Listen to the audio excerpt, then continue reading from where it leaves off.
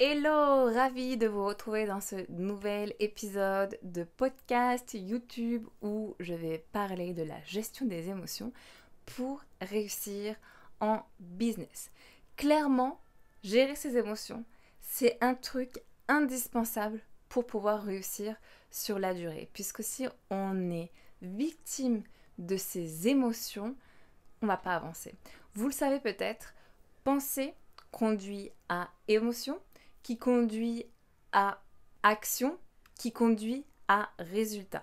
C'est-à-dire qu'une pensée qui n'est pas en faveur de prendre action va vous conduire à zéro résultat. C'est pour ça que c'est tellement important de savoir gérer ses émotions quand on est entrepreneur ou coach et aussi de savoir gérer les émotions de ses clients quand on est coach. Puisque parfois, quand on accompagne nos clients, on les fait vivre comme on leur... clairement, le coaching, c'est de la gestion des émotions. Et quand on accompagne son client, il y a parfois des émotions très fortes qui retombent. Et si on n'arrive pas à mettre une barrière émotionnelle, de se protéger émotionnellement, c'est fort possible que les émotions de l'autre nous atteignent. Donc c'est pour ça que gérer, premièrement, reconnaître et gérer ses émotions, c'est la base pour être entrepreneur et pour réussir dans le coaching. Donc, qu'est-ce que j'entends déjà par réussite en business? Pour moi, la réussite dans le business, c'est attirer des personnes qualifiées et vendre vos produits, vos services. C'est être reconnu comme une leader sur son marché.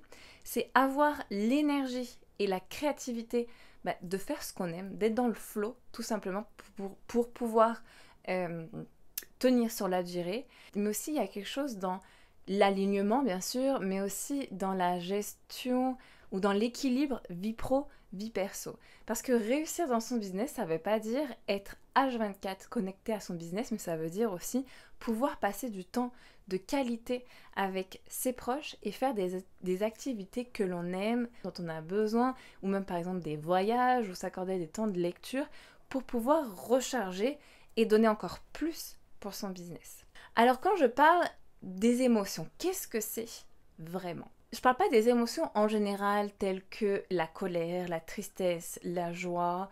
C'est pas vraiment ça que je parle, ça c'est vraiment comme générique. Moi, je parle plus profondément, plus personnellement de ce que cette émotion, ça veut dire pour toi. Parce que on le sait, chaque émotion, par exemple, quand tu es en colère, ça veut dire qu'il faut que tu mettes des limites. Quand il y a de la tristesse, il faut travailler dessus pour mettre de la lumière dessus. On sait que chaque émotion a un message. Mais il y a vraiment un truc encore plus personnel. En fait, c'est l'histoire que tu te racontes par rapport à quand tu ressens cette émotion. C'est par rapport aux histoires que tu te racontes et qui conditionnent ta réalité. En fait, de 0 à 7 ans, déjà, on est conditionné, on s'imbibe de l'extérieur, de ce qu'on entend à l'extérieur, et on le moule dans notre expérience de vie. Les histoires qu'on se raconte, donc elles viennent de ce qu'on entend entre 0 et 7 ans, mais ça vient aussi des liens transgénérationnels, de ce qu'on a entendu dire, de ce qu'on ressent dans nos gènes. C'est d'ailleurs prouvé sur plusieurs générations, on hérite des traumas de nos ancêtres et on hérite des histoires de nos ancêtres, encore plus si ce n'est pas guéri.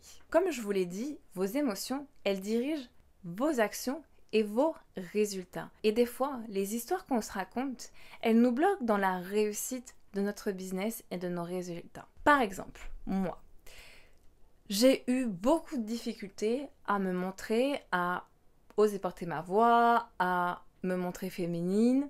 Pourquoi? Parce que j'ai subi du bullying quand j'étais au collège, parce que j'ai eu une relation toxique pendant 7 ans quand j'étais adolescente. Donc clairement, tout me disait que si tu te montres, si tu portes ta voix, attention, t'es en danger. Donc il vaut mieux te mettre à l'écart et ne pas être sur le devant de la scène.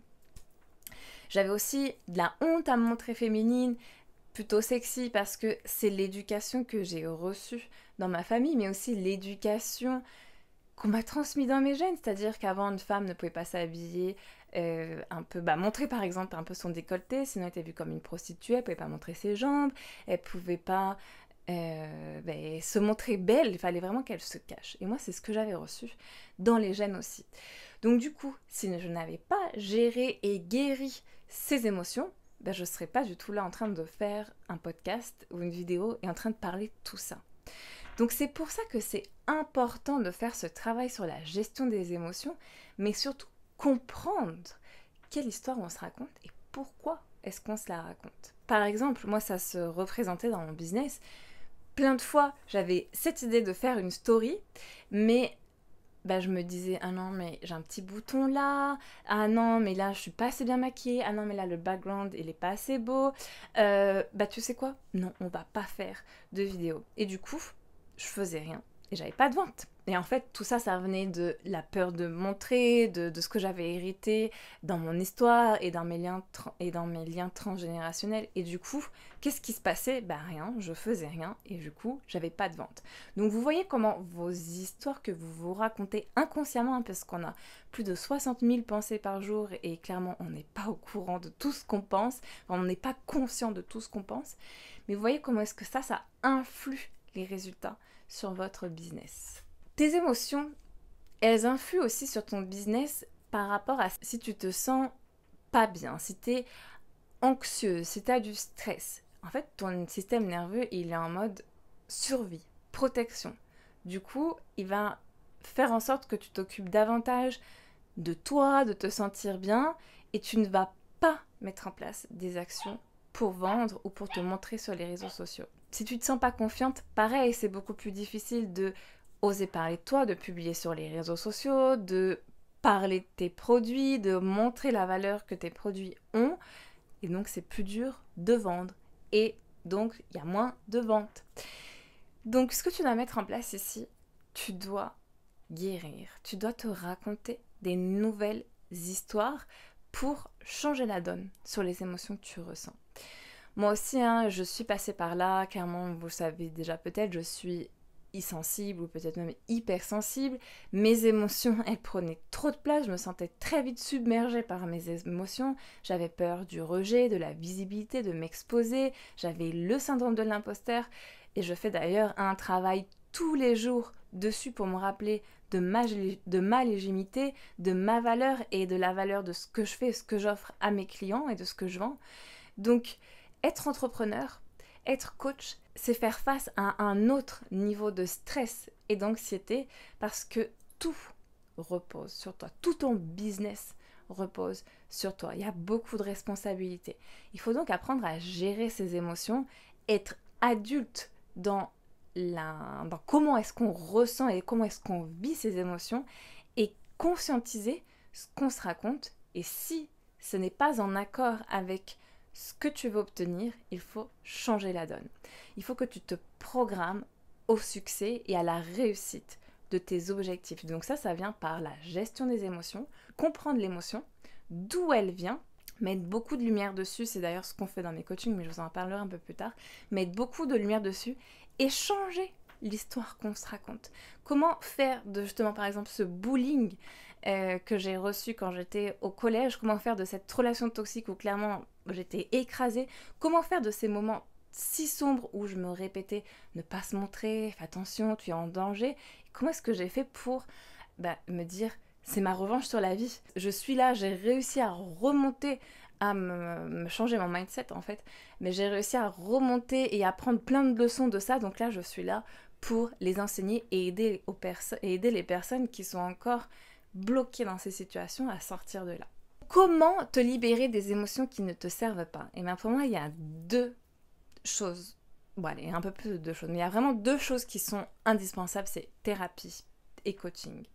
Donc c'est ce qu'on fait dans mes coachings, et c'est d'ailleurs comme ça que je me distingue, moi je dirais, de mes concurrents, c'est-à-dire que moi je fais de la guérison émotionnelle pour incarner la personne que tu rêves d'être, pour que plus rien ne te bloque dans tes projets, pour que tu ne te racontes plus des histoires qui te freinent, mais au contraire que tu racontes les histoires qui te lancent et qui t'empower. Je fais de la guérison émotionnelle. Magnetic Brand, donc mon programme de coaching individuel sur 4 mois, c'est pas un programme de personal branding classique, c'est nettoyer les émotions qui te bloquent, je vais vous raconter, mais quasiment toujours, en tout cas ce qui ressort avec moi, c'est en rapport avec le féminin, blessé, la perfection, le manque de légitimité, et te raconter une nouvelle histoire qui va te permettre de t'empower.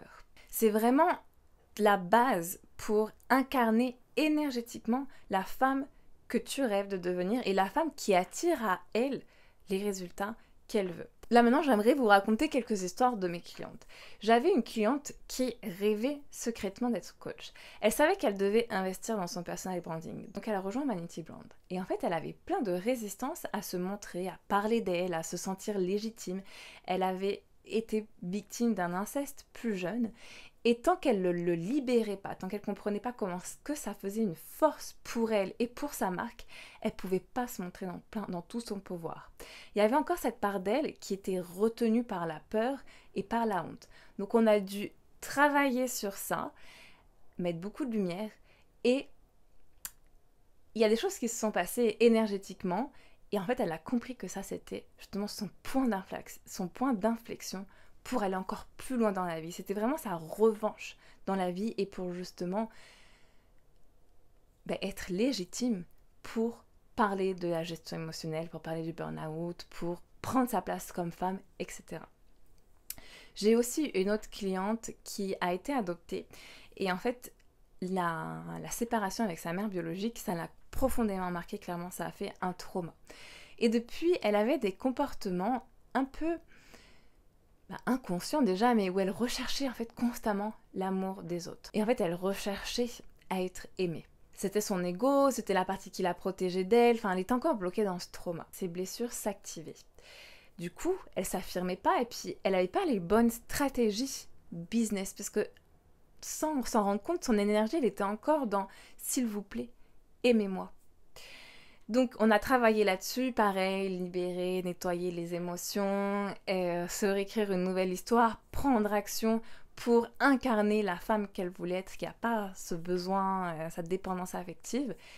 Et ça a beaucoup changé de choses dans son business. C'est pour ça que ça sert à rien quand vous voulez réussir dans votre business de travailler juste sur le superficiel, sur les stratégies, sur les pages de vente, sur la communication, si vous ne travaillez pas d'abord sur votre identité, sur qui vous êtes, mais aussi sur votre énergie.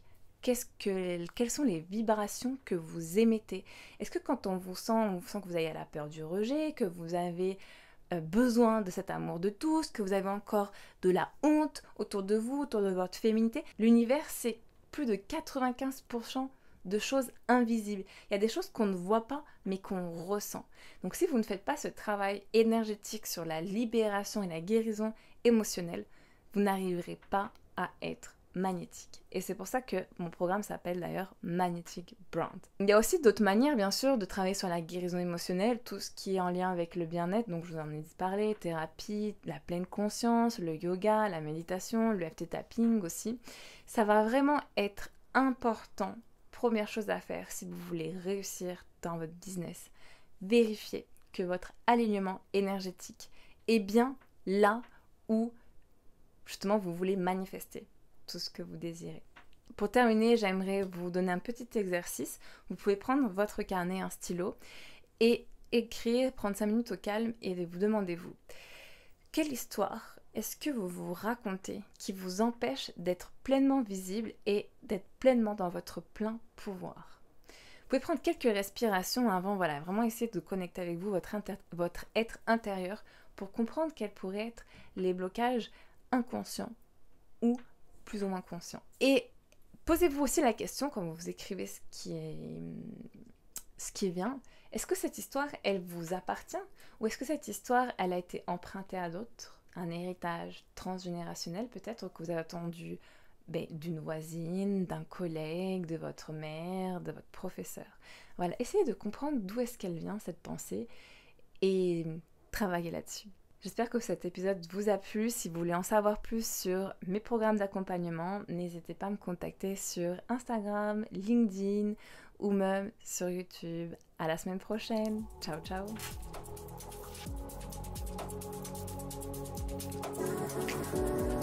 Hello, je suis Lucie, coach en leadership féminin et personal branding pour coach et entrepreneur. Il y a 8 ans, j'ai tout quitté pour m'installer au Chili avec mon âme sœur. Et sur le passage, j'ai quitté les RH. Je suis devenue entrepreneur, coach en image, thérapeute et experte en communication PNL.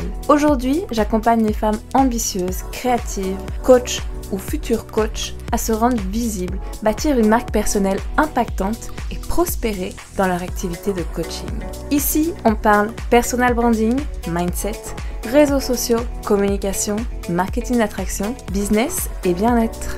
Rejoins mon challenge gratuit Autorité et visibilité pour affirmer ta posture, communiquer de manière magnétique et attirer les bonnes personnes.